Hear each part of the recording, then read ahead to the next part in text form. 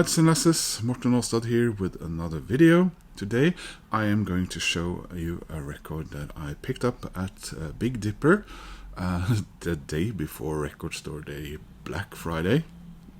It arrived much quicker than I anticipated, so that might be the reason why I only bought one record on Record Store Day. No, I'm not going to blame this record. Before I show you this record, I want to give a shout out to Russ over there in Seattle, and it's partly because he is sort of instrumental to me showing you this record, because he was talking about this band. I was in my early 20s when Seattle broke through, so to speak, and grunge became a thing, and it's always been a music scene that I'm very fond of, and Pearl Jam is one of my absolute favorite bands, and of course Alice in Chains and your Nirvanas and your obviously Soundgarden and all that. But there were other bands, and Russ he spoke about one of these other bands, and I was thinking when I was checking them out that I must have been aware of the story of this band, because I probably watched one of those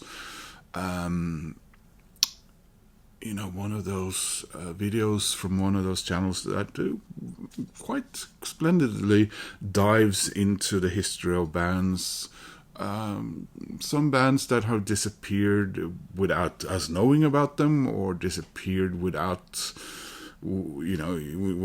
us necessarily thinking, oh, are they gone? And one of those bands was this one, the Gits. And so the Gits were a four-piece band, punk band that doesn't originally hail from Seattle. Not all of the bands necessarily did. They centered around the singer, the vocalist, the tour de force, the force of nature, Mia Zapata. And Mia was born in Chicago, but I think she grew up in Louisville in Kentucky. And then she ended up going to a university in Ohio, Yellow something. Yeah, it was Antioch College in Yellow Springs in Ohio, where she and some other guys formed a band. But I got the sense that they ended up going towards Seattle and setting up shop there with their band, because they wanted to get sort of. I think they had an idea that they wanted to get kind of far away from places that they were used to, so the East Coast part of America, if you like. So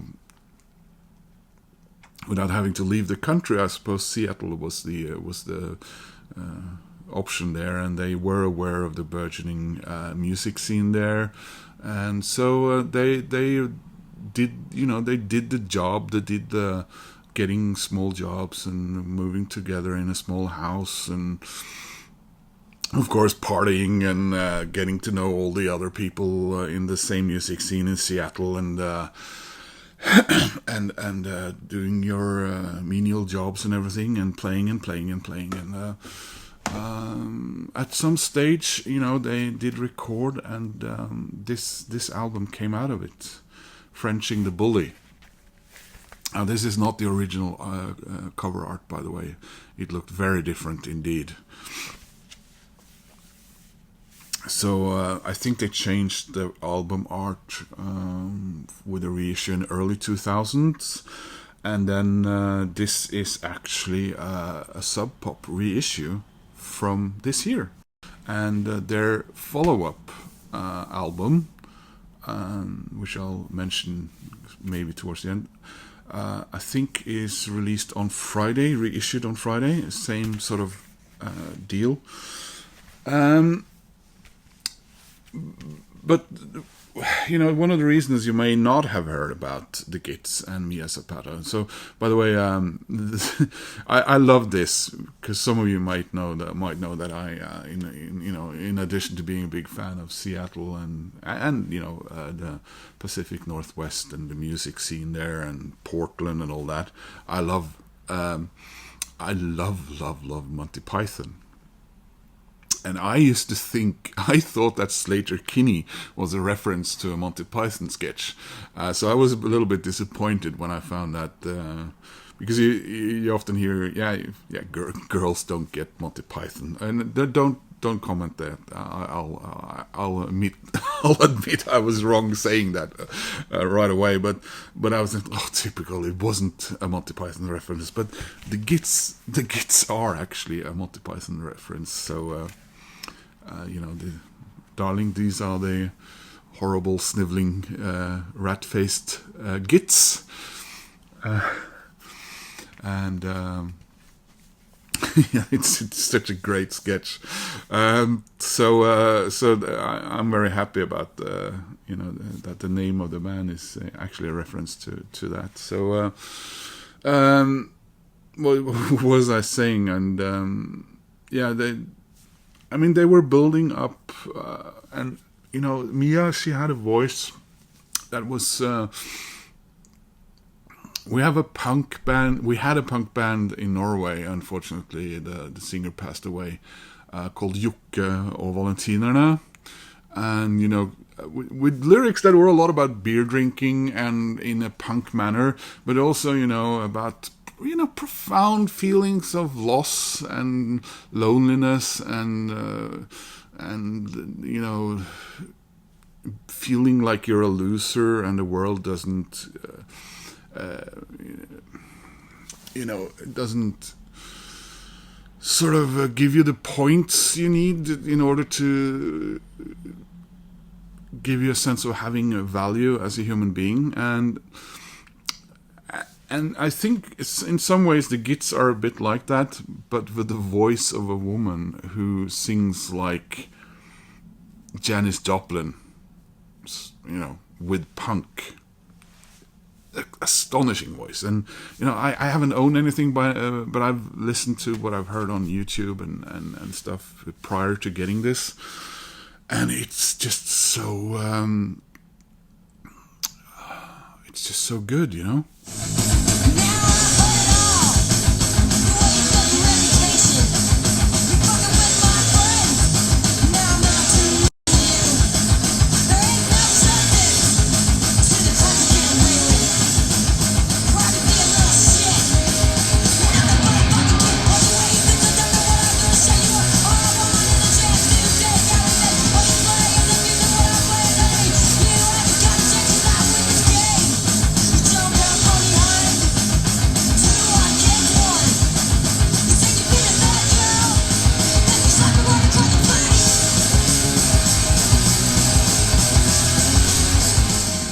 So, of course, there were many also-rans and bands that didn't quite make it in the Seattle scene and didn't become huge, and for various reasons. And, when you hear about the Gits, you're thinking and Mia Zapata, you might think about Andrew Wood and Mother Love Bone. But, that was very much a self-inflicted end, I suppose, tragically though it was. And you have had many deaths and many things that haven't turned out quite, Tad, and you had Screaming Trees and before Pearl Jam bands, and bands that turned into other bands, but maybe didn't quite do it. But the story about Mia and of course the Gits is a very tragic and very, very upsetting story. And it's hard not to listen to this and think that think about the monsters out there in the world then and now. You have your giant monsters who are running countries and killing their neighbors, everything, and then you have monsters who take away individuals. And what happened was that they were very close to signing a deal with, I think it was Atlantic Records, and they were set to go on a tour. They had been recording more tracks for a new album, and Mia was hanging out at a bar in Seattle, and like she did, she left that bar at like 2 o'clock on the 7th of July, 2 o'clock at night, in the 7th of May 1993. And I think her steps were traced towards trying to get just, I don't know, visiting her boyfriend or something, and she may or may not have been there, but ultimately people actually were asking where is she, and it turns out that she had been set upon by a person who raped her and beat her severely and then strangled her. So she passed away. And I watched several documentaries about that, and it really stings me each time. And that was the end of the Gits, and that was the end of a beautiful person. And I feel like I sort of gotten to. I think also now I remember reading about her. It's sort of dawning on me that I read about her in a splendid book about Chris Cornell, and I think it was Chris Cornell, about mentioning. But I didn't know who she was when I read that or listened to it, because I haven't been very good at reading lately, so I've been listening to books instead. Yeah, so that was the end. The release that's coming out on the 5th is a reissue of their posthumous album. And again with a different cover than the original release, which was released in '94, I think it was. Tying up the story about Mia, they held vigils and so on, and community coming together very much in Seattle. You kind of feel that Seattle and Portland are towns where people do stick together. I mean, a lot of people living there, but I mean, it still has that bit of a small town vibe to it, both of them. And I know they set up sort of an organization called, I think it was called Home Safe or something like that, which taught women self-defense and other things, and what to do and not to do. Because women weren't safe. You think of Seattle as a very liberal city, and women there. You always see this and hear about women from that region, and they're very, very much, women I've sort of fall in love with all the time. Independent and strong-minded and with talent and the ability to do and live the way they like. And then you hear about things like this, despite. So in the end, they had sampled some DNA from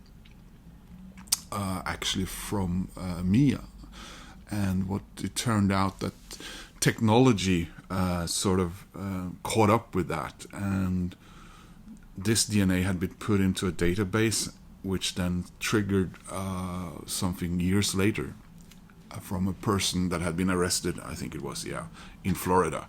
And that's when they found her murderer, and he was sentenced to 36 years in prison. He's since passed away, by the way. So let's have a look at this.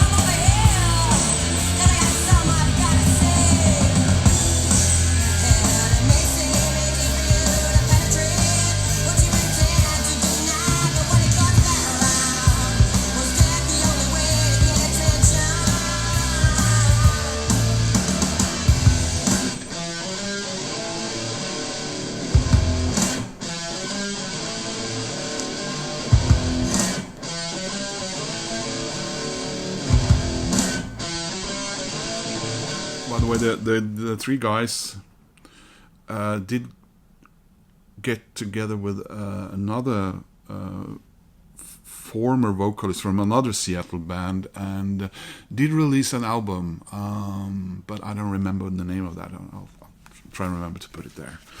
So open that up.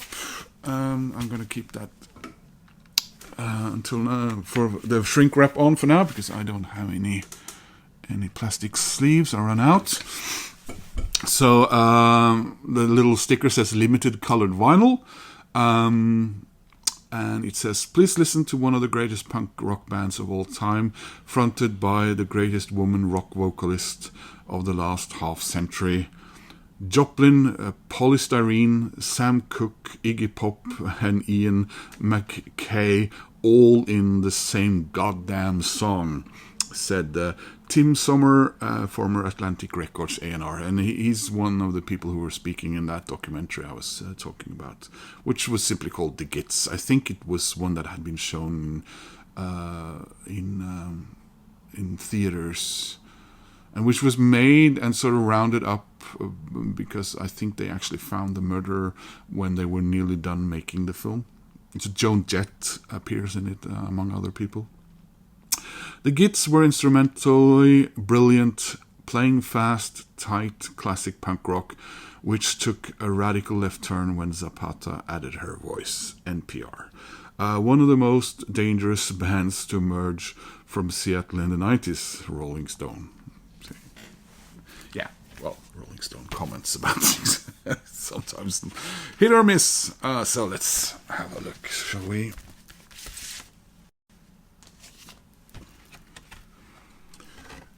There's the back, by the way.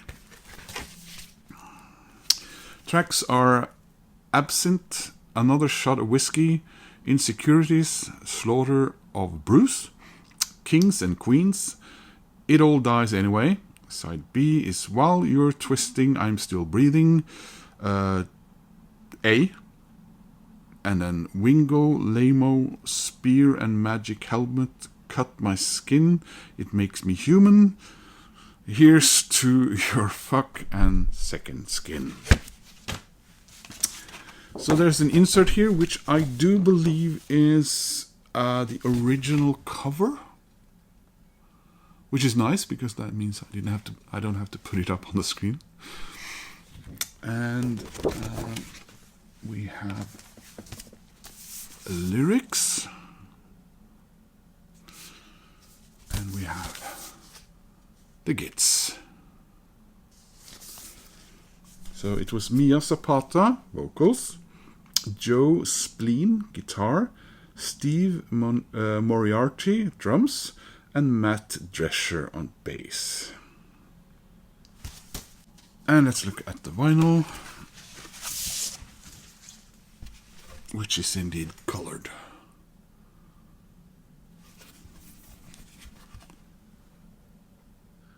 So guys, I hope you enjoyed this video about a band that is in some and most ways a new discovery for me.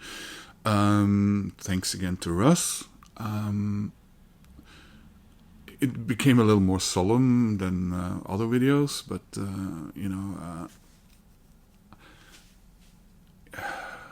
I think sometimes I react more to things when things aren't fair. I hate when things are unfair, and things like this are so unfair, and you try to do good, and you try to be somehow give the world your talent, and then everyone thinks you're a great person, maybe. And in her case, definitely seems like it. And then some monster decides otherwise, and